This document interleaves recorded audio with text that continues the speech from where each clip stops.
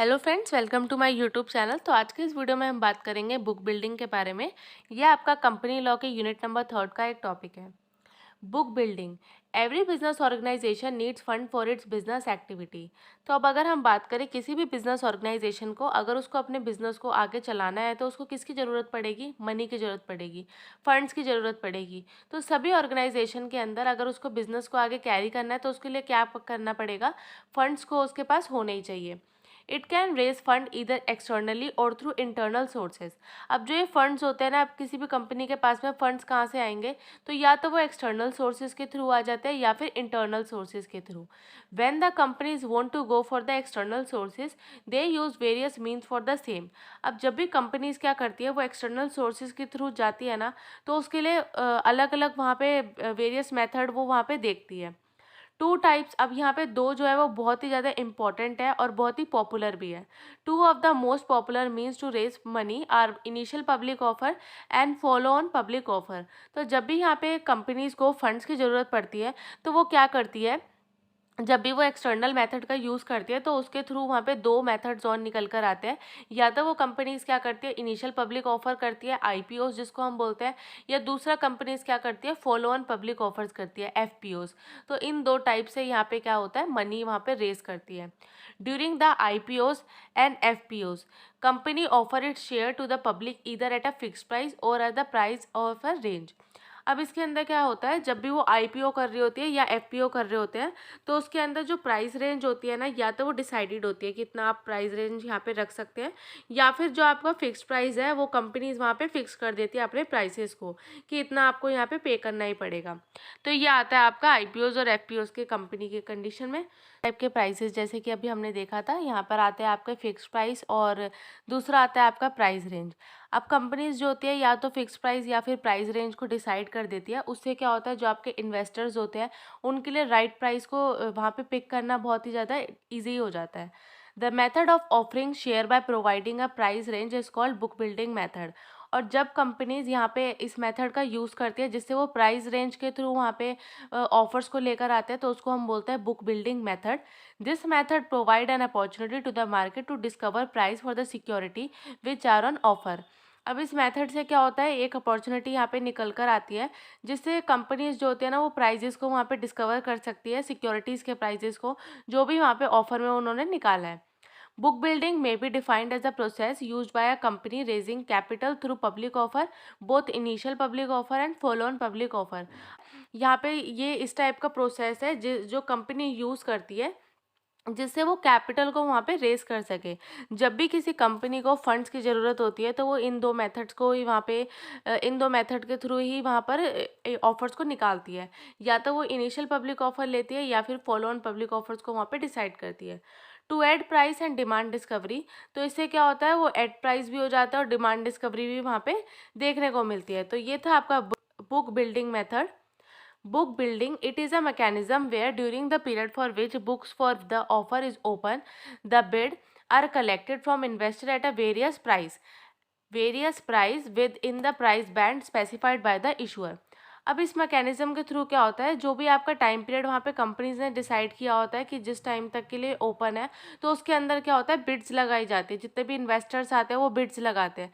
Beads हो गया, जो भी आपके नीलामी लगती है या ऑक्शंस वो लोग करते हैं, जिसके अंदर वो या तो एक फिक्स प्राइस को वहाँ पे देखते हैं या फिर क्या होता है वहाँ पे वेरियस प्राइजेस वो लोग कंपनीज जो होती है वो वहाँ पे लगाती है। अब इससे क्या होता है, एक प्राइस बैंड वहाँ पे वो स्पेसिफाई कर देते हैं। The process is directed towards both the institutional investor as well as the retail investors. अब ये जो आपका प्रोसेस है ना, ये डायरेक्टली किसके लिए होता है, या तो बोथ के लिए होता है, दोनों के लिए होता है, इंस्टीट्यूशन इन्वेस्टर्स के लिए और रिटेल इन्वेस्टर्स दोनों के लिए यहाँ पे देखने को मिलता है। The issue price is determined after the bid closure based on the demand generated in the process. अब जो आपका इशू प्राइस होता है ना, तो ये कब वहाँ पे डिसाइड किया जाता है, जब भी आपके यहाँ पे बिड का क्लोजर हो जाता है, बिड जब वहाँ पे ख़त्म हो जाती है, जो भी उसका हमने ऑक्शन वहाँ पे लगाया वो जब भी ख़त्म हो जाती है, तो उसके बाद में देखा जाता है कि सबसे ज़्यादा किसकी वहाँ पे डिमांड जनरेट हुई है और उसके बाद में उसी को वहाँ पे इशू कर दिया जाता है। ये आता है इसके डिमांड जनरेटेड में। इसके बाद में यहाँ पे डिफरेंस देखने को मिलता है बुक बिल्डिंग प्रोसेस के अंदर और फिक्स प्राइस मैथड के अंदर। The main difference between the book building method and the fixed price method is that in the former the issue price to not decide initially. अब book building method के अंदर क्या होता है ना, यहाँ पे जो प्राइजेस होते हैं ना उसको स्टार्टिंग में ही डिसाइड नहीं किया जाता। जो प्राइस होते हैं वो डिसाइड होते हैं बिड के थ्रू डिसाइड होते हैं, जो इश्योर होते हैं वो डिसाइड करते हैं। इनिशियल लेवल में यहाँ पे कोई भी उस प्राइस को वहाँ पे डिसाइड नहीं करता। But in the case of fix price method यहाँ पे क्या देखने को मिलता है, जो प्राइजेस होते हैं ना उसको हम तभी डिसाइड कर लेते हैं जब भी हम उसका वहाँ पे स्टार्ट होता है, मतलब जब हम उसको सेल में निकाल रहे होते हैं तो उसी टाइम पे उसका जो प्राइस होता है उसको भी वहाँ पे सेट कर दिया जाता है। सेकेंड डिफरेंस आता है the investor have to bid for the share within the price range given. अब जो इन्वेस्टर्स होते हैं ना उनको जो बिड लगानी होती है ना, तो वो जो प्राइस रेंज गिवन होती है ना सिर्फ उसी के अंदर अंदर लगाते हैं। The issue price is fixed on the basis of demand and supply of the share. अब जो इशू प्राइस होता है ना ये यहाँ पे फिक्स कर दिया जाता है, जितनी भी वहाँ पे डिमांड और सप्लाई आ रही है ना आपके शेयर्स की, उस बेसिस पे वहाँ पे इशू प्राइस को भी फिक्स कर दिया जाता है। सेकंड पॉइंट आता है आपका फिक्स प्राइस मेथड के अंदर, investors can not choose the price. अब जो इन्वेस्टर्स है ना वो प्राइस को वहाँ पे चूज नहीं कर सकते। बट अगर हम बुक बिल्डिंग के अंदर बात करें तो वहाँ पर क्या होता है, जो भी वो बिड वहाँ पे लगाते हैं तो वो एक प्राइस रेंज के बिटवीन ही वहाँ पे लगा पाते हैं। They have to buy the shares at the price decided by the company. अब फिक्स प्राइस के अंदर क्या होता है, ये उस प्राइस के ऊपर उसको बाय करते हैं जो भी कंपनी ने वहाँ पे डिसाइड किया है। तो जो कंपनी ने डिसाइड किया होगा उतने पे उनको बाय करना ही पड़ेगा। थर्ड पॉइंट आता है the demand is known every day during the offer period. अब यहाँ पे बुक बिल्डिंग के अंदर जो डिमांड होती है ना वो डेली हमें पता चल जाती है कि कितनी इसकी डिमांड आई है। ऑफर पीरियड के अंदर कितनी इसकी डिमांड जो है वो डेली बेसिस पे वहाँ पे पता लगता जाता है। फिक्स प्राइस मेथड के अंदर डिमांड हमें सब तब भी पता चलती है जब भी उसका क्लोजर डेट वहाँ पे पास में आती है। इशूअर जो क्लोजर होता है उसके पास में तभी पता चलता है हमारा डिमांड कितनी आई है। इसके बाद में यहाँ पे देखने को मिलता है बुक बिल्डिंग का प्रोसेस क्या होता है। Process is undertaken basically to determine investors' appetite for a share at a particular price. It is undertaken before making a public offer and it helps determine the issue price and the number of share to be issued.